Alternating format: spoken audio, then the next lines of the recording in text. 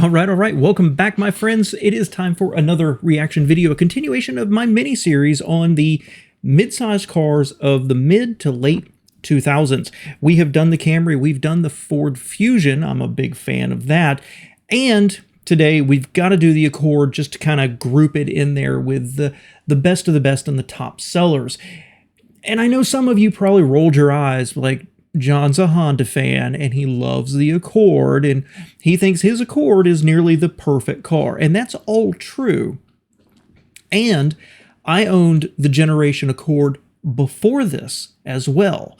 So you might expect this to be a gushing, over the top, just celebration of the Accord. But the fact is, this is probably my least favorite Accord model generation.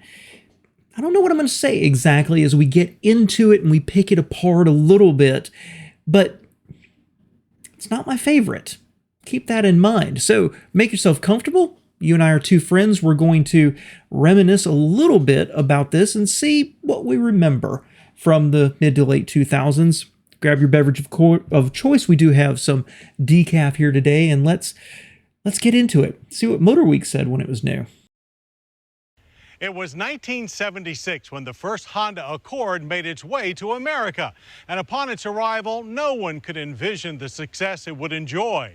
But with sales topping 10 million and the 8th generation ready to hit dealers' lots, you can't deny its fame and fortune as a clear benchmark of the American midsize family car. It seems the Accord has no place to go but up in popularity. So will the past speak for the Accord's future once again?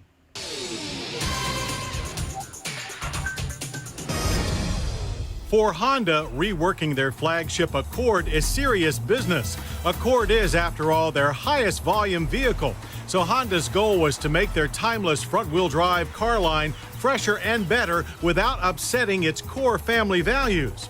Both 2- and 4-door Accords grow in size and for the first time use Honda's super rigid and safe ACE body structure. The sedan, now classified as a large car, wears a 110.2-inch wheelbase, a 2.3-inch jump. Overall length is up 3 to 194.1 inches. The coupe has also expanded, but it still has a shorter wheelbase and smaller footprint than the sedan. From unique styling to suspension tuning, the new coupe pushes the Accord name further into a sporty direction. But during the Accord's Boston-based press intro, we spend most of our time with the bread and butter sedan. Though completely restyled with a more sophisticated theme, it's not as edgy as the Accord Coupe Auto Show concept, but the essence is there. The front fascia makes an upscale Acura-like impression with lower profile wrapped headlamps, a smart-looking 6-point grille, and deep channels for fog lamps. The Accord's body side has a strong upward character groove and BMW-cut rear side glass.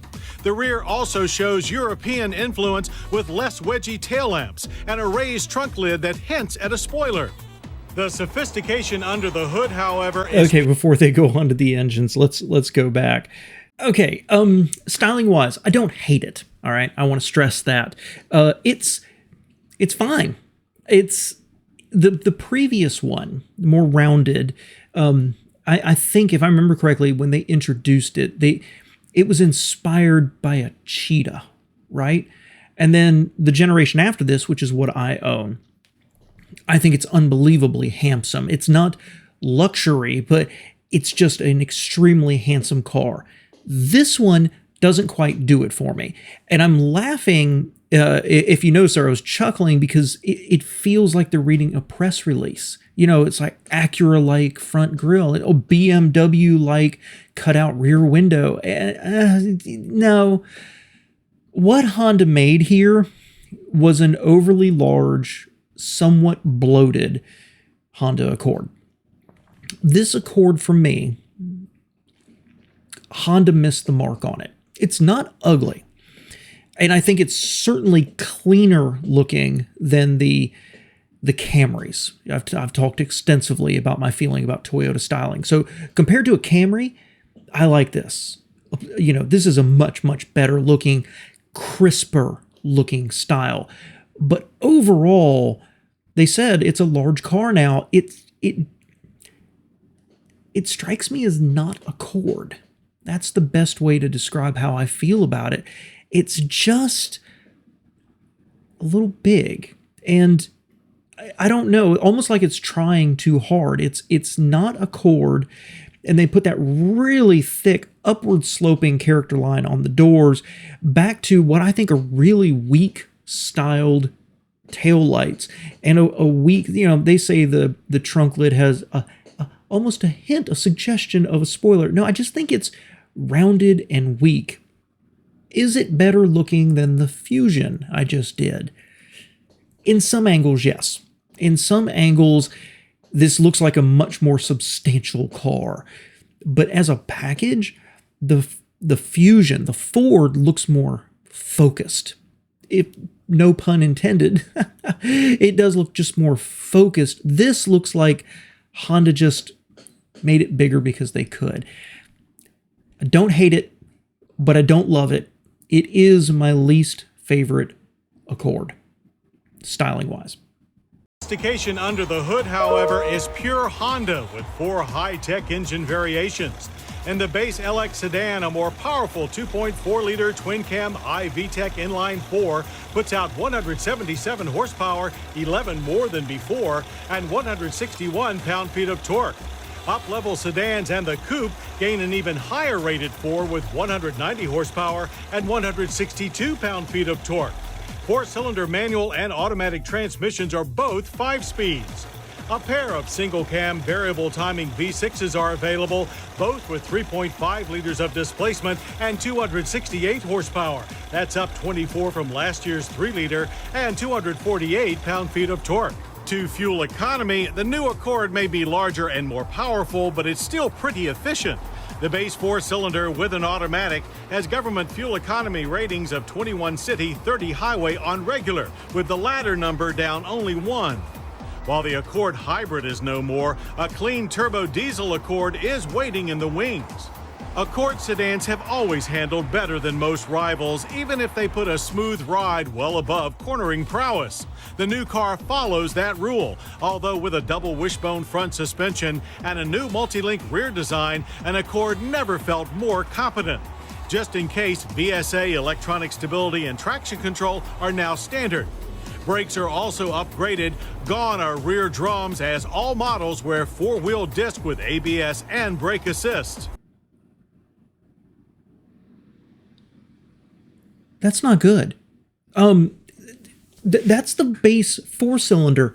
The V6 Camry got 22 city, 31 highway, and 26 mixed. This is getting 21 and 30 with the 4-cylinder. I would be curious to go back and look at the weight difference between the Camry and the Accord here, because I've got no problem with these engines. They're Honda engines, and I to me they're smooth. They're making good power. That V6, the Fusion, I think it made, I didn't make a note of it, I think it made 221 horsepower with the V6, and this was, 40 or more horsepower more. Powerful engines, good engines, smooth, reliable, I love them, with 5-speed automatics. But that gas mileage is kind of surprising to me, because Hondas have tended to be slightly lighter, slightly noisier, and really good gas mileage. And unless my notes are wrong here, the Camry is actually absolutely killing it. Let's move on. The Accord's large car interior gains in virtually every dimension. Its very spacious 106 cubic feet of cabin space is 3.3 more than last year and 4.6 more than the Toyota Camry. Visibility is up too, thanks to slimmer A-pillars. Interior styling is clearly an evolution, but with far more flair. The dash sweeps up and away for an expansive feel. Trim is bolder and brighter, dipping for an artistic center stack that still features large controls and a display screen. EX trim includes Honda's first dial controller that ties multiple functions to the display. Now that's one Euro trait we could do without. A 160 watt stereo is standard, with upgrades including a 270 watt unit and voice prompted navigation with Bluetooth. Front seats are more supportive with height adjustment standard. Power, heat, and leather come with higher trim levels. All Accords now have steering wheel audio controls, while the deep hooded gauges are less prone to glare. And safety includes Honda's first dual-chamber front-side airbags. The rear seat is roomy even for 3 adults, but unlike rivals, the folding seat is not split for versatility. There is a ski-style pass-through to the 14 cubic foot trunk that is one of the smallest in its class.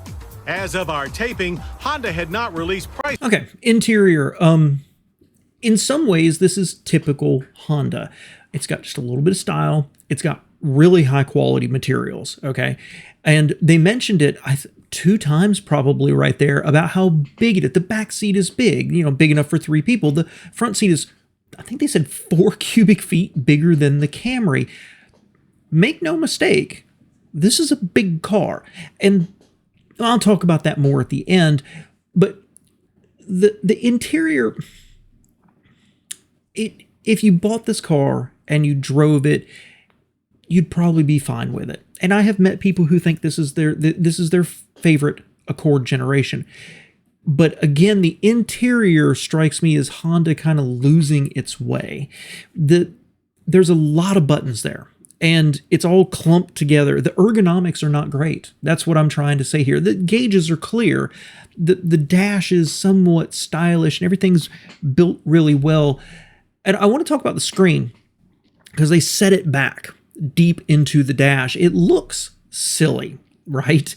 But I do have something similar on my car. My car is an evolution of this interior, and it works really well because it covers it from glare, okay? So it ends up working really, really well, and I like it better now than I do the more modern approach, which is just kind of stick a tablet on the dash. But this, having the dial control, I have that too in my car, but it's for setting things, not necessarily for controlling them. Everything else is moved down here, and all the gauges were simplified. This is the middle part right there. This is a hot mess to me. It really is. The rest of the interior, it's okay, but it feels cavernous, but not in a good way. It feels remote to you. I do criticize modern cars for everybody needs to be like a cockpit, right? Where you don't have any space to spread out. But this almost feels like, oversized. Like if you put on your dad's jacket as a kid, you're wearing the jacket, but everything just fits a little loose. That's how this car felt. And all of that, all this redesign to make it a large car, to make it a huge interior, to give it the smallest trunk. It's smaller than the Camry we looked at, and it's quite a bit, 1.5, something like that, cubic feet smaller than the Fusion. Yeah. For the 2008 Accord, but we expect little change, ranging from about $20,000 for LX trim to just over $30,000 for a fully loaded V6 EXL. With so many high-end attributes showing up on new mid-size cars, it's easy to see why they represent the best car buying values. The 2008 Honda Accord clearly accelerates that trend, all while continually improving upon itself. It is more Accord than ever before, the quintessential family car. I am even more curious to do the Sonata now, because during the Fusion video, they talked about the Sonata 3 or 4 times, probably. Then Honda comes out with this. So let's kind of recap everything here. It is my least favorite Accord. And when I was buying my last car back in 2017 or whenever it was, I bought a, what do I have? 2014? Okay. So the newest generation. On the used car lot, they had these. I drove them. I drove them new. I drove them used. And I just don't like them. They feel large. They don't feel like they handle as well. The interior is more, it's not terrible, okay, but it's kind of an ergonomic mess. It just was a bad set of compromises. They put a project engineer or a project manager or a program director, whatever they call it, in that just decided the Accord to be successful needed to be more. Just more of everything except for trunk. And what they ended up with was something that was a little bloated, a little overlarge. It doesn't feel focused at all, and expensive. Now I know some of you are going to say, oh, well, Japanese cars, they have a premium built on them because people are willing to pay it. This Accord starts at 20 and goes up to 30. The Fusion started at 18, less than 18,000. And so did the Camry. So this thing is $2,000 above the Camry before you start adding options. Then the Camry went up to 28,000. This goes up to 30. So it stays. While I think this is much, much better looking than the Camry, for equivalent quality, if we assume, right, $2,000 is a big, big deal. And the Camry got better gas mileage. Now, the Fusion, the note I made was it goes from 18 to 22 with options on top of it. So I don't think you're ever going to reach 30,000. So this Accord, roughly 10%, 8% more than its competitors. Is it worth it for interior space? I don't think so. I don't know how this model sold. I'm sure it sold fine. It's an Accord, but I don't love it. This is, like I said, this is my least favorite Accord model, short of the earliest ones, which were, like tiny little hatchbacks, but of the more modern era, I don't like this car. I really don't. I don't hate it. I would probably drive one and be happy with it, but I don't like this car. It's an unfocused effort by Honda. They totally lost their way here. And I'd like to point out that reflects what I said about the Civic of the same generation. They started to lose their way. They did something funky with the dashboard and made a very uncomfortable riding and seats car. This at least has comfortable seats because it's a family sedan, but I'm going to stop harping on it now. This is, of the three I've done, this is by far number 3. But this seems like such a misstep to me. I can't wait to look at the Sonata that they kept talking about, because I'm going to guess that it feels like a very focused car compared to this Accord. Thanks so much for spending a few minutes with me.